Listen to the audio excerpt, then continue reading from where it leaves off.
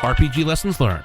When the game is over, when your players are gone, that's when lessons are learned.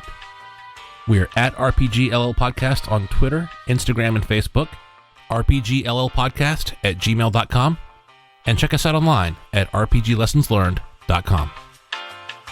Hi, and welcome to another episode of RPG Lessons Learned, the show where you can learn from our mistakes. I am Tanner, and I ran the session that we're going to be talking about today, and I'm here with my my main host, Dusty. What's up, Dusty? Hey, Tanner, how's it going, man? I cannot complain. Legally, I'm not allowed to. No. We had a really good game this time. We kind of expanded on the hex dungeon format that we kind of introduced last time with Festung Castel, except this time I created a dungeon called the Ruined Asylum of Uulgreth. And yeah, we ran this in Scarlet Heroes. My favorite dungeon name. Really? The Ruined Asylum of Uulgreth. Yeah, it's an awesome dungeon name. It's way better than my like crappy Castle Fort Castle joke in Festung Castel. And I called my next thing that we'll talk about, I literally refer to it as the St. Patty's dungeon. So in comparison, the Ruined Asylum of Uulgreth is incredible. Yeah, I rolled up I found like a random name generator online for wizard names, and I got Uulgreth, but then I put an extra U at the beginning just to give it, a little bit more flavor. You gotta have the extra U. Yeah. But yeah, this is sort of an evolution of what we talked about last time. So you ran a 14 room hex dungeon, a 14 hex dungeon, and I wanted to do the same, except I kind of wanted to surprise you a little bit. So what I did is I made a 2-level dungeon, something that I really historically haven't done, and that was such a huge part of dungeons back in the day, is the idea that like you have 5 floors and floor 2 might be connected to floor 4, like really making these 3D. So I tried to take baby steps to there. So I did, if you can imagine, dear listener, 2 7-hex dungeons, so like a hexagon and then a little flower of hexes around it, and 2 of those stacked on top of each other. So you had the main level, which was this old asylum for wizards who were imprisoned, and then the level below that, which was like a troglodyte temple that it was built on top of. And so I really wanted to experiment with this 2-level idea and see if the hex dungeon worked for that format too. And I have to say, when I realized what you were doing, and it was the 2 flowers of hexes on top of each other, and I realized that I just chose 14 rooms because it had kind of this nice shape that felt like a dungeon to me. And when I realized that with still 14 hexes, you were able to do 2 levels that had the same shape, I was like, oh my God, that's genius. That's awesome. It's still 14 rooms. It never occurred to me to do the flower of hexes, to like relay out the 14 hexes and still be able to get to, I want to say symmetrical. That's the wrong word. What's the word when 2 shapes the same? Like congruent, I guess. Yeah. 2 congruent shapes out of the 14 hexes. That was awesome.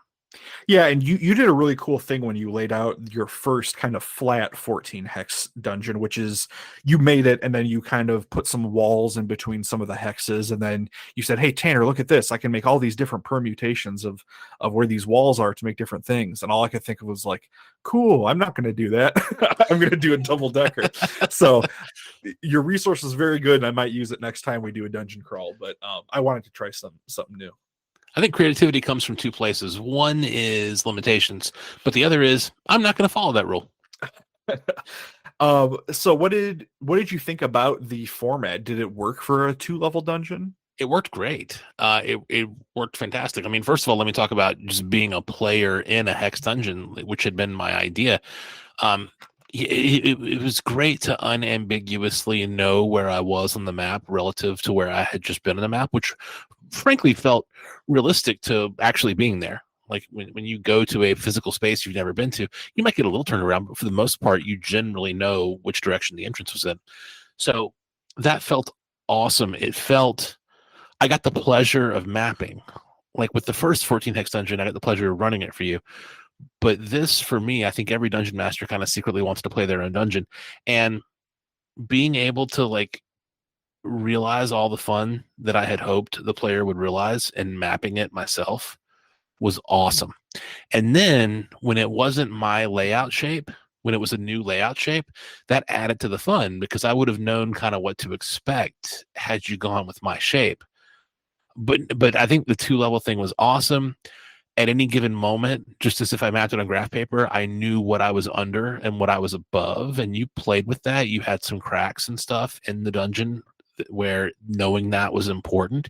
It made the space feel so much realer to me than Temple of a Thousand Swords or Temple of the Moon Priests or even Hideous Daylight. Like those felt pretty real to me, and Hideous Daylight especially with the hexes laid out.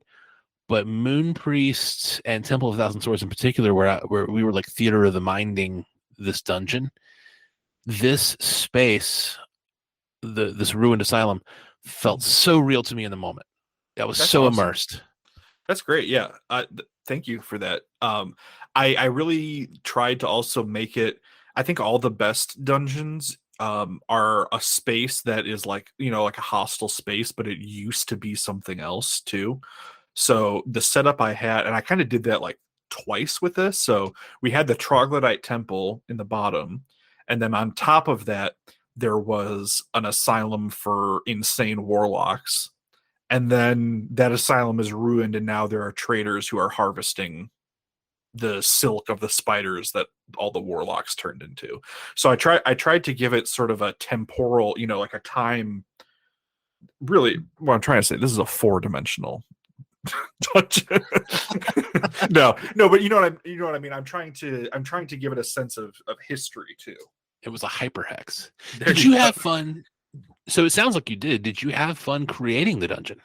I really, really did. And there are kind of 2 components to that. So one, I was so inspired by what you did when you were like, yeah, I rolled everything on random tables found in Scarlet Heroes to make this dungeon. I'm like, man, that sounds like a lot of fun. And because like I knew I wanted to design a dungeon for you, but when you just have a blank piece of paper, boy, is that really, really intimidating. So what I did is I did what you did, rolling on tables in the back of the Scarlet Heroes book, which is awesome. All of Kevin Crawford's games, including Stars Without Number and all of his other fabulous games, they have so many good tables. Like half the book is random tables. And I also followed a guide that was posted on Patreon from one of my favorite RPG artists who goes by Skull Fungus. And they did the same thing, but he was like drawing a map, but he did the same thing for Old School Essentials, which is like another classic OSR type game, and he was looking through all the tables in the back of that and putting something together. So I'll send that link to you. You can put it in the show notes. I think it's actually like a free post. You don't need to subscribe to his Patreon to see it or anything like that. So, but it was awesome to see like a step-by-step walkthrough of how to randomly roll a dungeon. As you created it, like, did you feel limited by the hex format? Were you like, all right, this will humor Dusty and maybe it's interesting? Or did you find the hex format like something that was useful and fun to play with? It was very useful and very fun to play with because like I knew that the bottom was going to be a temple, right? So I would go into the section of Scarlet Heroes where it says, here's a temple, here's a D20 list of rooms that are in a temple. I'm like, oh, okay. This one is the acolyte cells. This one is the bathing room. This one is the prayer halls. And so I was able to kind of put that together. The number one constraint, though, was the fact that I, for some reason, decided to fit this onto one page front and back. I loved the bathing room, by the way. Oh, that was did you just remember that? That was, yes, I did. That was hilarious. The one page, yeah, I had done that with Festoon Castle as well. We didn't talk about that, but I'd made it one page, and then you made yours one page as well, using kind of a similar tabular layout that I used for each room. Mm-hmm. Yeah, and I found that really successful, but boy, was it hard to kind of constrict. I was using 6-point font and like having to describe each room in like a sentence and a half. So I think yours was great. I prevailed upon you at the time to post it somewhere, and I don't think you felt like it. Could I prevail upon you again, quote unquote, live in front of an audience to somehow post it somewhere? Yeah, by the time this goes up, I'll have a link to it in the show notes. Just remind me, and I'll we'll make that work because yeah, I do think it's worth sharing. I had fun making it, and I had fun laying it out and stuff. So And I would not share Festoon Castel for all the reasons that we talked about last time, but I think this one is so worthy of sharing. It's a great dungeon and a great way to try out this concept we're talking about. so Dusty, you played a new character this time, and you kind of approached it in it. Well, we ended up approaching it in a different way. So, do you want to talk about your character for this one, and then kind of how exploring the dungeon went for him? So I try to play different characters, and I'm a talker in real life. Can't you tell? And they all wind up being talkers, but I try to have them be talkers with different personalities. And the way I do that, the way I try to branch out and not just be me, is I try to be fictional characters. Bellman was Belloc from Raiders of the Lost Ark. We've talked about that. When I played in your L5R game, I played a version of the Shredder and just didn't tell you that. So I try to be these fictional characters to like have a point of view. And in this case, I played a new character named Stilton Culpepper.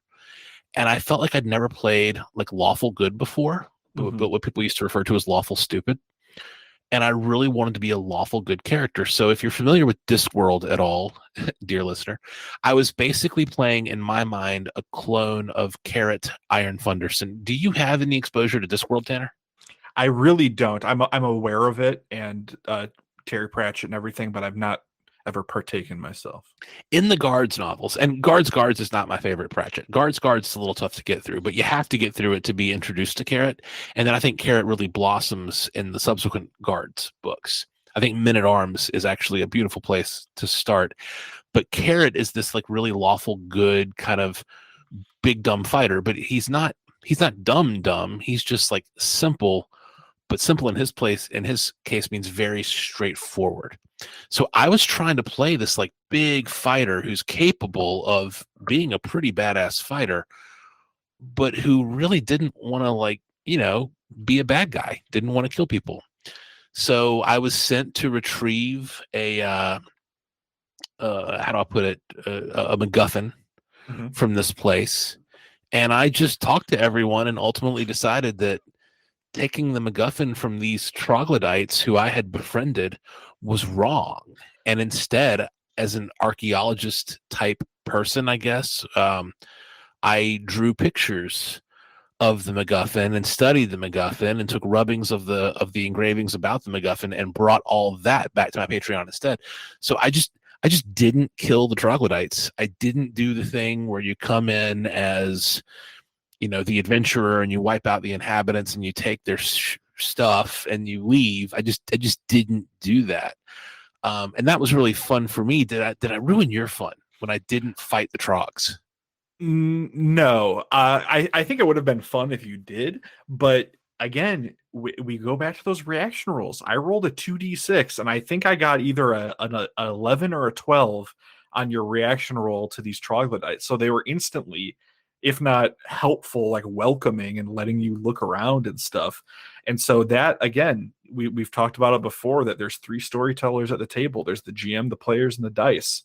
And the dice decided to pipe up and have their say, and we both ran with it. And I think we had a good time. But were you disappointed at it at all? That you talked your way through this? I wasn't disappointed. I was disappointed with something that I did later that we actually didn't think to put in the show notes. Oh, okay. Do you remember when I completely gamed the Defy Death mechanic? Yes, when you're fighting Uulgreth, right? Yes. Yeah. We'll talk. I felt like I ruined your fun, and I ruined a bit of my fun when I did that. But we did end up kind of delineating after this, like, what should this ability be allowed to do, right? We kind of course corrected afterwards. We did. We didn't go back to playing Scarlet Heroes afterwards to like test any of these theories. Yeah. But yes, I think as much as I love Scarlet Heroes, I think Defy Death is a little bit broken. But no, I didn't. I actually worried less that I was disappointing you, and more that, oh no, by befriending these trogs, I'm suddenly putting a tremendous amount of role play burden on Tanner. Yeah. It's not that hard to role play a trog, luckily. So yeah, I don't know. So I have been subjecting you to my dungeon checklist, and it's only fair that I get a little taste of my own medicine, and you go through the list with me, and we'll see how I scored on the criteria for an interesting dungeon. Ooh. So I'll have to see if I can remember it. I'm gonna do this from memory. I'm not gonna refer to anything. I actually put it in the notes. If you Oh, you want. did? I need to Yeah. scroll down, I guess. Oops. I just copied and pasted it like just now. Perfect. But now you'll sound really smart. Yes. Yeah. I won't edit any of the, or I'll leave all this. No, anyway. Multiple factions. Yeah, absolutely. So the folks upstairs, I don't know what to call them as a group, who were living in the ruined asylum harvesting the silk. That's a faction. The Trogs downstairs were the faction. And then in a way, the spiders were their own kind of chaotic evil, can't talk to them, can't communicate with them faction. So multiple factions, 100%, which made things very interesting. Things to talk to? Yep, absolutely. I think you intended that in the asylum level, where there were those monks harvesting the silk. But then also, I found plenty of reasons to talk to the Trogs. Yeah. So there were lots of things to talk to, and the spiders, being completely unable to reason with them, were absolutely things to fight. So things to talk to, things to fight, check. Items, traps, and puzzles to interact with. Maybe I'll disappoint you by not remembering any particular puzzles, except for the geography of the place itself and some of the cracks, and kind of figuring out where this idol or this statue that I was sent to pursue was. So the place was a bit of a puzzle. Am I forgetting like a straight up puzzle? No, I was pretty light on doodads in this dungeon. There were no levers to pull or crystals to align or anything like that. And I think if I were to do it again, like if I were really wanting to like publish this and put another pass of polish, I think I would find something to like mess around with, But yeah, it was pretty light on that. And then half point. And then something you should probably run from that was Uulgreth. And again, the dice, you rolled a random encounter where I randomly kind of saw Uulgreth right away as soon as I entered the asylum. And I was able to retreat or get away, and he got away. That could have been a disastrous first encounter because I would not have anticipated encountering the boss of the dungeon, the most difficult monster in the dungeon in the very first encounter. So I would not have thought to use Defy Death. But yeah, Uulgreth felt very dangerous to me, even though I took him out with no damage to myself and literally one hit. Well, before we get to that, and we kind of talked about that earlier, we've talked in past episodes about creating a toolbox for yourself, right? And creating tools for running these dungeon crawls. And one that I kind of found powerful here was the random encounter table. So I think I could be wrong, but my understanding was that in classic random encounter wandering monster tables, it was literally a list of monsters. There was a chance that you ran into one every turn, and they were kind of there to keep you on your toes and keep things unpredictable. I am not going to claim credit for doing this the first time. I'm sure somebody has, but it was an original thought to me as far as I'm aware, which is I put other things in the random encounter list. So like for the upstairs, the asylum part, you could run into silk farmers or warlock spiders, right? Those are kind of standard baddies that you would find on a random encounter table. You could also have the floor collapse on you, which isn't really an encounter, but it's like a thing that could happen in this abstracted space, right? One of the options was a magical trap that you ran into. Again, because we're doing this hex dungeon style, we're not mapping room to room where I would put a trap on this X. It was like during your exploration, we're kind of abstracting the space. The fifth thing was a secure room that you found, a safe place to rest, and then 6 was Uulgreth himself. So there was a 1 in 6 chance that the boss of the dungeon would show up in a random encounter. So I'm personally proud of that random encounter table and how that kind of turned out. I think it was pretty invisible to you as a player, but now that you've had a look at it, what do you think that's something that you would do in the future, or is that kind of not really in the realm of what you think random encounters should be? No, absolutely. I think that I don't think you're the first person to do it because I'm pretty sure Andrew Kolb did it in Neverland. where the random encounter table wasn't just monsters; it was other like events. There were event random encounters. Sounds So fake, but okay. so no, I think it's a brilliant idea. I'm laying out, man, I say a lot. I'm not going to edit that out either. That way the audience can enjoy my inner monologue as I talk. I'm laying out the Christmas Krampus dungeon that I ran for you later right now. And I had a random encounter table for that. It was just monsters. And I should really add some events to it though. So it's a thing that was transparent to me. I do remember two of them though. I remember encountering Uulgreth right away, and I also remember finding a safe space to rest, even though I didn't need it at the time that I found it. So I do remember those things occurring.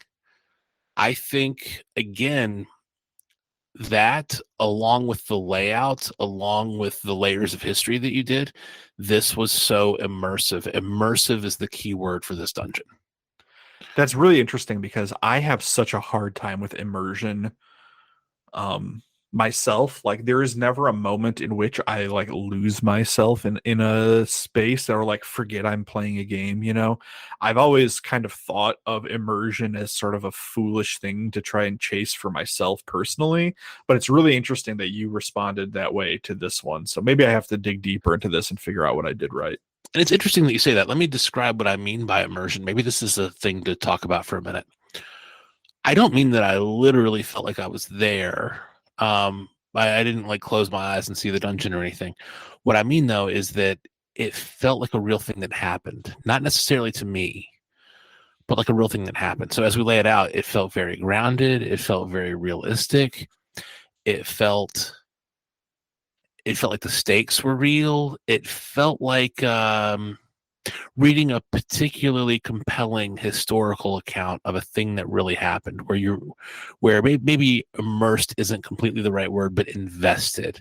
Like Interesting. I feel like these are things that really happened to a real guy named Stilton Culpepper, and I was really invested in how it was going to turn out, and I really enjoyed my ability to influence it. I wasn't immersed in the sense that I was like wearing VR goggles and really thought I was there. I was immersed in the sense that the stakes felt real to me and everything felt super reasonable to me, and that made me invested. Thank you for explaining that and being specific because I feel like people say, "Oh, game is immersive," or "This movie or video game is immersive," and like, what does that mean? You know, I think drilling down to what that means to you is a way more helpful way to think about stuff. So I want to spend a minute on this, even outside this hex crawl. What does immersive mean to you? And forget tabletop. Like does it happen to you in video games? Like, what does immersive mean to you? Um, I guess for me, it's almost like a flow state type thing. Um, when I'm playing, a lot of people I think would probably get it from playing like a musical instrument or something like that. Or even I can be like immersed in work if it's like engaging. The game I think about being immersed in the most is Doom Eternal, a video game. And that game just strikes the perfect balance of you have to use your brain and think and prioritize and make decisions and manage resources.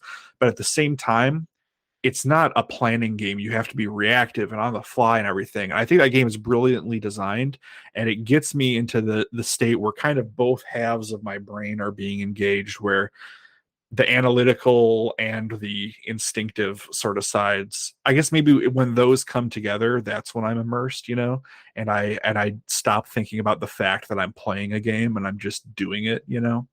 I don't, I'd have to think if I've really had that happen at a tabletop. I'm sure I have, but I'd have to put a lot of thought into that, and then even recreating that, like, God, I wouldn't even know where to start. So And I think an unfortunate thing too, it's amazing how different it's just the two of us.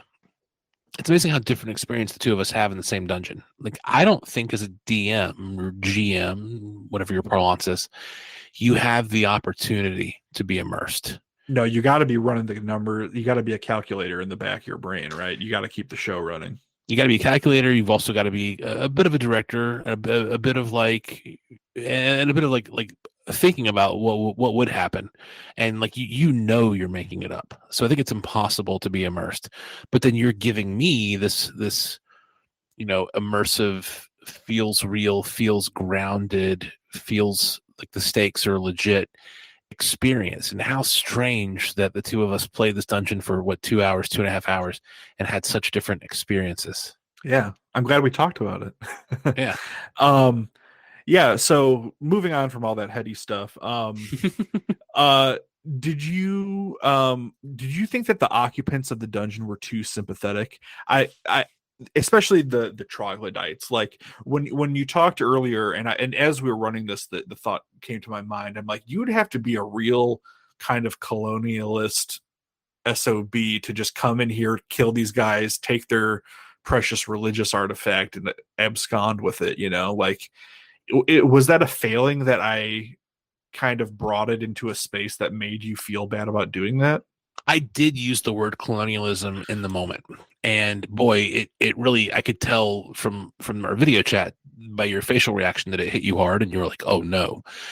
And I didn't mean for it to hit you hard, because I'll tell you, to absolve you of any guilt you feel from laying the dungeon this way, if that reaction roll had gone the other way and you had rolled a 2 and they had attacked me, I would have butchered every trog in that place. Okay. So no, you didn't set them up to be too sympathetic, number one. Number two, I enjoyed that I had the opportunity to explore. No, I'm not going to be a colonialist asshole and like take their artifacts. I'm going to speak to them. I'm going to go the route that I forget Thor's last name, but there's this guy Thor. He wrote a book called Kentucky, where he explored the ocean and ocean currents in a raft built using native standards, and he was a guy. Thor Heyerdahl. Yes. And he was a guy, Sweden, Norway, I can't remember. It all blends together for me. I apologize if you were Scandinavian or from a Scandinavian country. Spoken like a true Greek. Yes.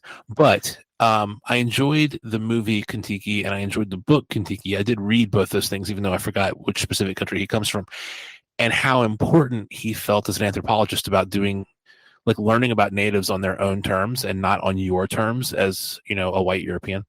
So it felt really fun to be able to do that. But I'm sorry if I made you feel like you wrote a colonialist dungeon. That was not my intent.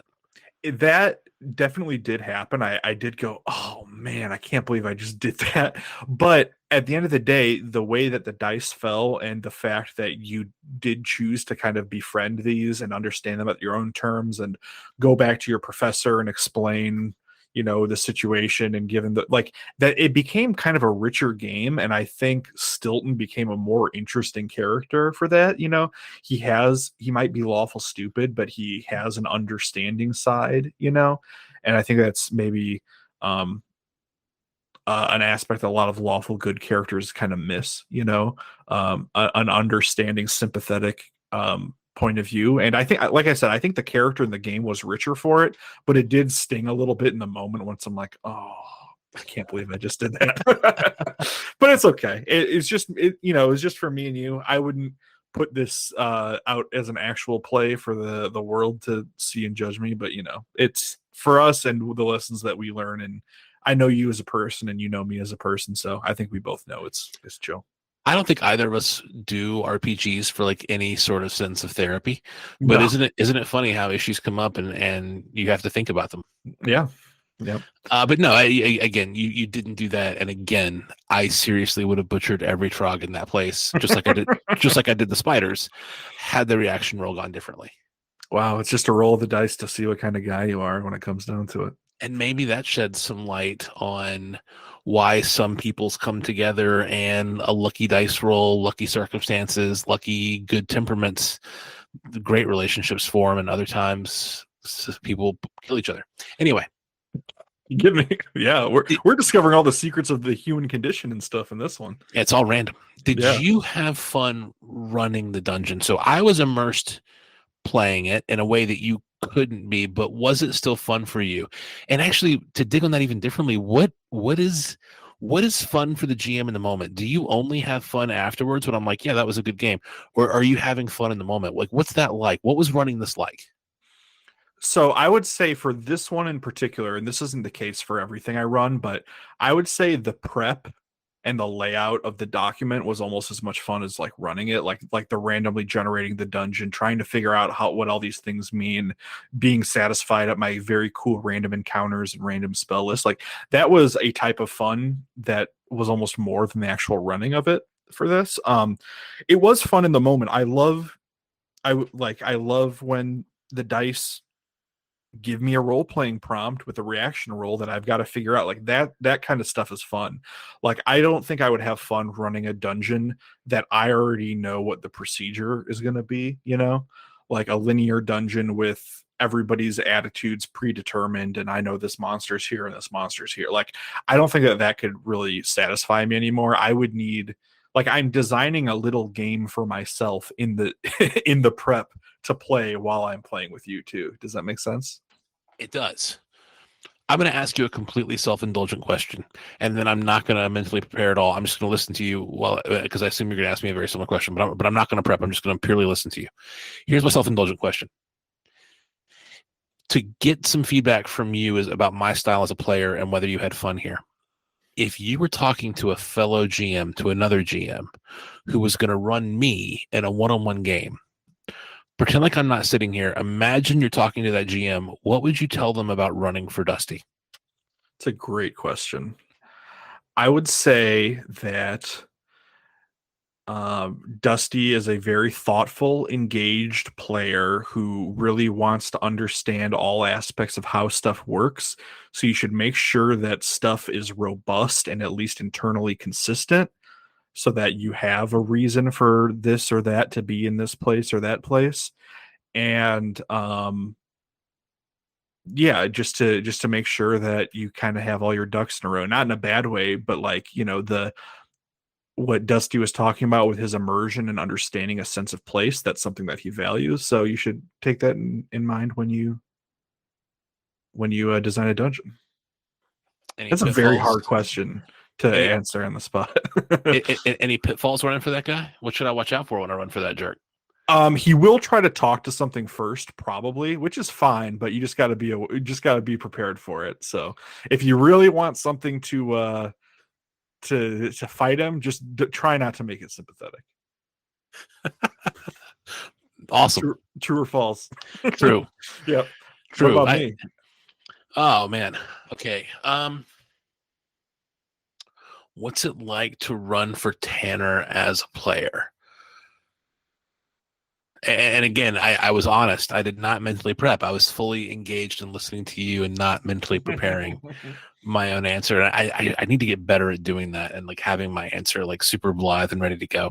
What's it like running for Tanner? Tanner's very into the mechanics of the game, so be ready to know like what dice do what. Like know the system. If Tanner knows the system better than you, I think he'll be disappointed. So be prepped with really having a deep system knowledge. But other than that, Tanner's pretty forgiving on like story structure. Tanner will talk to NPCs, absolutely. But mostly he's trying to get stuff from them to move the plot forward. I don't think he thinks of the NPCs as real. I think he sees them as like video game people who the right dialogue choices like give him more information about the place, and that's it. So I don't think he'll form any meaningful relationships with your NPCs, but give them interesting clues because he likes that. Give them interesting things to say. He loves talking to people outside the dungeon about what's inside the dungeon. So giving your NPCs lots of insights on the dungeon, that will make them interesting to him and make him want to engage with them. And then combat is RPG combat. Again, know the mechanics. Try to be at least as good as him. Because again, that'll be disappointing for him. Man, this question is like the most insightful thing that we've ever come up with on the show. I feel like because that's not my perception of myself at all, which is so interesting. We don't have time to digest that, but man, lesson learned number one: ask that to your players or your GM. Maybe. Wow, I feel like I need to go think about some stuff. Can you see it, or am I off? No, you're accurate. It's just like that, it's like hearing your voice on the radio. It's like, yeah, I can recognize that's me. I don't think I sound like that, but I think you're fun to run for. Yeah. I think you're absolutely fun to run for, but I would prep things very differently for you than I would for me. That's very interesting because I don't see myself as like such a power gamer really, but like maybe I I don't. am. No, I don't think you're looking for like advantages or like exploits. I think you're just looking for, okay, I'm playing this dungeon. Let's learn about this dungeon. Let's go through this dungeon. Yeah, I think maybe I value the game part of the RPG more than a lot of people do. Yeah, that's fair. And I think I value the RP more than I think I do. Yeah. Wow, that was insightful and revelatory. All right, so lesson learned one, ask that question. Lesson learned two, um, when you have a fun idea like the 14 room hex crawl and a friend riffs on it and changes it, be really open to that because magical things can happen. It's I think of that story where everyone's supposed to like bring their best vegetable to the stew and then everyone kind of chinses out because they don't want to let everyone down, and then everyone lets literally everyone down. Mm-hmm. Let people bring their stuff and be enthusiastic for it, because I was 2% annoyed when you didn't use my layout. And then I was like, man, he didn't. Ugh. And then when you did what you did, and I was like, oh wait, this is really good. This is interesting. Ooh. Let yourself be open to other people's ideas, even when they're riffing on your stuff. Yep. And then one last lesson learned. You're not bringing an adventure to the table. You're bringing a toolbox. So make sure that you put all the tools that you're going to need for the session in that toolbox and bring that to the table. I really have got to stop referring to them as adventures. I want to go back to the old school modules, because I think modules does a better job of describing bringing a toolbox. Mm-hmm. It's more like a Lego set, like a module, right? Yes. Than like a yeah. I'm sure that kind of came into vogue with like Dragonlance and more like narrative stuff, But yeah, bring your module and your toolbox to the table. Don't bring an adventure. Awesome. All right, I'm gonna have to go like stare at a lake or something and do some introspection. So, All right. Thank you for listening. People call them postmortems, evaluations, appraisals, reviews, retrospectives. We call them lessons learned, and we're sharing ours with you.